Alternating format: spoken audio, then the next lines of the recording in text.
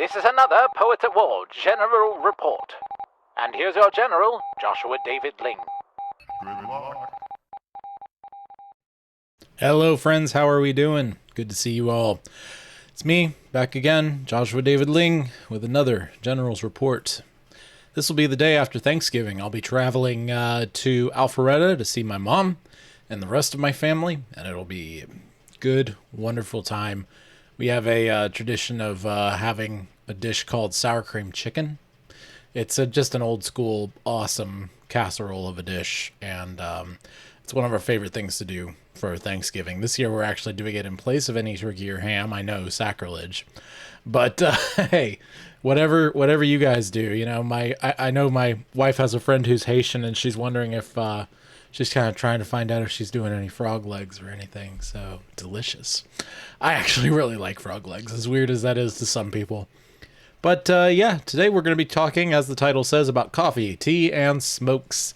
I think I may extend it a little bit to alcohol and some other things. You know, these are things that Christians largely have been divided on for many years, and all kinds of, you know, pseudo-Christian groups like the Mormons and that sort of a thing.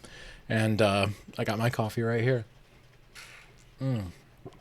Good stuff. I mix it with some brown sugar and ginger, some fresh ginger.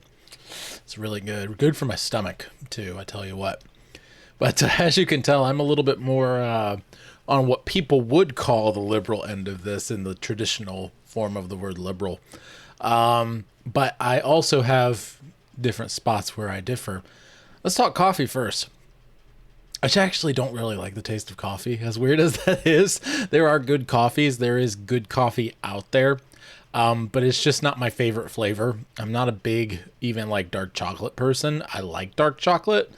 I like it more in its typical candy form with that texture. But it's one of those things that I drink it because it's the quickest way for me to get a jump start on what I'm doing. And to really get my energy going. That allows me to output more. It's not something that I rely on exclusively in any way. I actually like tea a lot more, and tea tends to help. It does give me a little bit of a boost, but it also calms me down at the same time. Sometimes I'll actually mix both. I'll do a milk tea and use it as the creamer in my coffee. And sometimes the way that works together is really, really nice. I prefer brown sugar instead of white sugar. You know, something a little bit more real tasting, in my opinion, to white sugar. And it's just one of those things that, like, I experiment. I have fun experimenting with these things, and I enjoy the ritual of putting something together that's going to accompany me throughout my day. That being said, I don't think it's in any way any kind of addiction, because I've gone weeks without, and I have no problem not only experimenting. I don't need the same thing every time. I also just like to try anything. I've been looking into chicory and mushroom related, not those kind of mushrooms, by the way, just mushrooms, mushroom related drinks that people use for energy and wellness as coffee substitutes. And, you know, it's one of those things. If I never had coffee again, I think I'd be okay. But it's something that is really helpful for me now to keep me going and keep me working. And we got to remember, Bible says it's not what goes into a man that defiles him.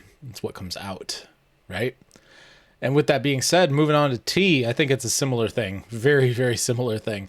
But tea tends to calm me down a little bit too. Tea can be a very calming thing because there's some different chemicals in it, some different properties in the leaves and the way it's roasted and that sort of a thing. And it's a wonderful, roasted or dried. It's one of the most wonderful tastes in the world to me. I love, love, love a good tea. If anyone wants to like share random weird various teas with me at any point, I will take you up on that. My current favorite is Yorkshire tea by what's their name? It's a red box. You've seen it before in certain stores. Yorkshire tea, it's red. It's a apparently one of the main brands in England. I've never been, so I don't know. Twinings is another one that I enjoy. You know, it just depends. I've heard Twinnings, I've heard Twinings. I don't know how it's pronounced. But yeah, and I'm one of those people that the Brits will jump on me for this, but I hear a lot of people say, "Oh, don't microwave your water." I don't usually, but every now and then, especially for like milk tea, I'll microwave just to get it warm and then go from there. But most of the time, I put it through my obviously with milk I don't, but I put my water through my coffee maker in order to get it hot. It's an electric kettle in a sense, so that really helps. It's not traditional kettling, but it's good. And then we'll move on to smokes in particular. And I'll touch on alcohol and even cannabis, of all things. At the end, alcohol, for me, is one of those things where I've had it affect me in good and bad ways. I believe that scripturally we're told to at least wrestle with alcohol when it comes to the sacraments. I don't really think and I say this, I'm in a church now that does specifically do grape juice still, and they've been moving toward a split plate for a long time, having some wine and some grape juice for those who have issues. And I have no problem saying alcohol has been a severe issue in the South and amongst Irish folk that came here for an extremely long period of time, and there's things that extenuating circumstances that have kept us from doing this, but I believe very clearly it says wine and it means wine. Jesus turned the water into wine at the wedding of Cana, and we're going to be celebrating with wine in the new heavens and the new earth, real and true wine that we will be putting in our mouths and swallowing down our esophaguses, so we may as well start getting used to it now.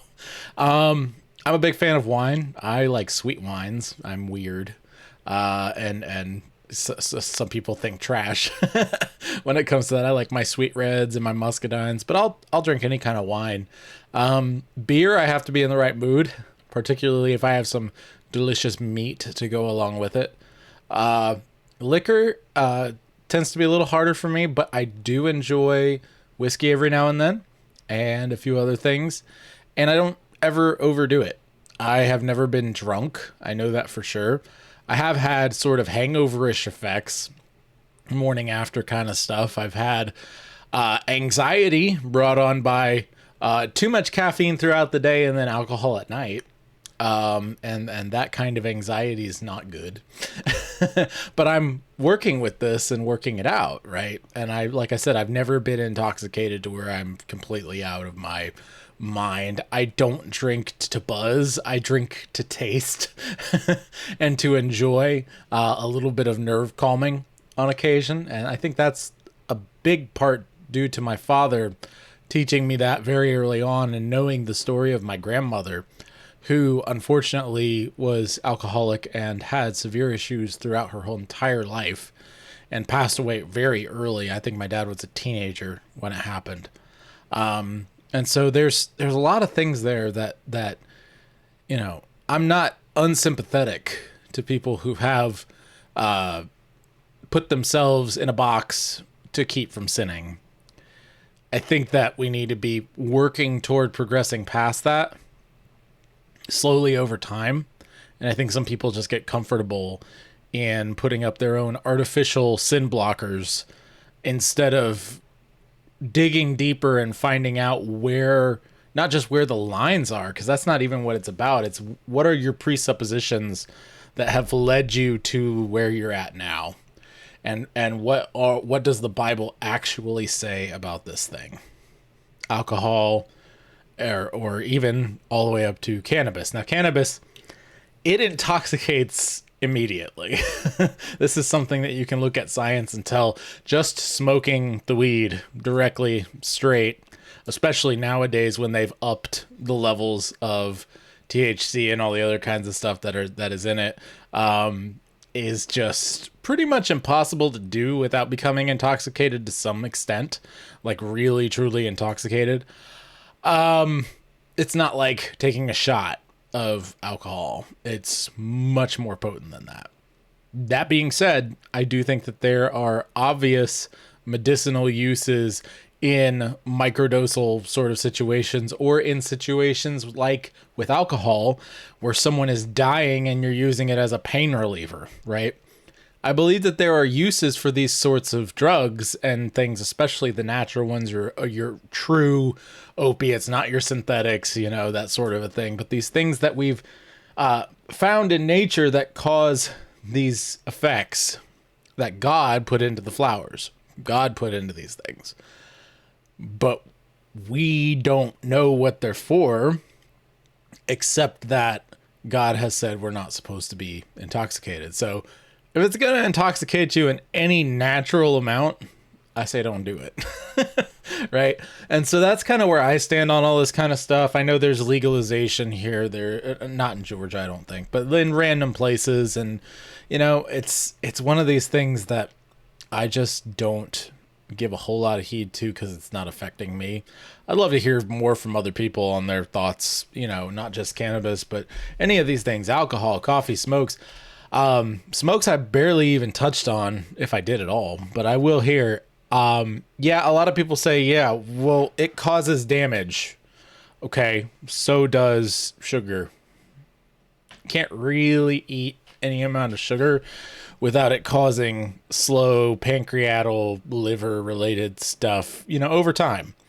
And some people say, oh, well, the amount of carbon, the lungs, whatever. I've seen so many differing reports on all that stuff.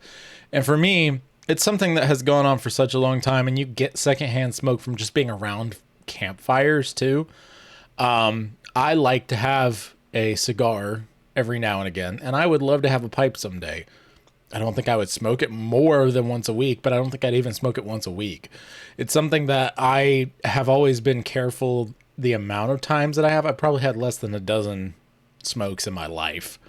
But I find there's certain times where special things are called for. And one of the ones that I actually celebrated was the downfall of Roe v. Wade. When that decision was handed down by the Supreme Court, I went and got myself some cheap cigars in order to celebrate something that had been a long time coming and was a incredible sane moment in an insane area of time, couple of years. And while it's not perfect and no law can ever fully create morality, the only thing we can legislate is morality. And so I was praising God for what he did bring down through crooked hands. And so with all those things being said, I just want to encourage you all, if you are struggling with something, get your pastor, get your friend. This goes for everything that you can become addicted to. This goes for direct sins like pornography and true ridiculous drug use and those sorts of things, drug abuse. This goes for alcohol. This goes for smoking addiction. This goes for everything. Get your pastor involved. Get your elder or elders involved, and get to where you can have real help in conquering these sorts of things. And remember, it is not what goes into you that defiles you. It's what comes out. And so you need to truly rely on God for all these things that you're relying on all these other things for your safety, for your calm, for your encouragement, for all of these things, right? We're soldiers and we're in a war. And if you're being assaulted with some of this stuff, you've either made some really bad decisions and you're way off target, or, if you're really trying hard and suddenly something like this befalls you, you might be right over the target. And I'm going to talk about that on another episode sometime, being right over the target and getting assaulted by Satan and his minions. But I'm praying for you, if that's you. And I'm praying for you regardless. I love my listeners. We're starting to build this amazing community here on Discord, on Facebook. If you'd like to become part of the Facebook Messenger group, just message me and let me know. If you want to become part of our Discord, there's a link on the website in the sidebar. I want to bring in more people who are interested in talking about these sorts of things, and Tolkien and Lewis and the beauty of all the things God's created, the parallel between the desire of nations and the fairy tales we grew up with as children. These are the things that really spark my interest and move my heart, and I hope they do yours as well. Well, thank you all for everything that you've done for us, for helping us through this year and getting us to some of these holidays. I'm excited for Thanksgiving. I know most people have been through this by that point, but I'm also excited for Christmas, where I think I'm going to do my caroling episode come up soon, talk about caroling as warfare too. So with all that said, be your family's bard. Do not turn to the right or to the left, and the Lord will be with you wherever you go. We'll see you next time in the trenches on Poets at War. God of song said the warrior bard, though all the world betray thee, one sword at least thy right shall guard, one faithful heart shall praise thee. If these words awoke within you a stirring and radiant fire, please remember even a bard is worthy of his wages and hire. Go to joshuadavidling.com/support to support me and my family.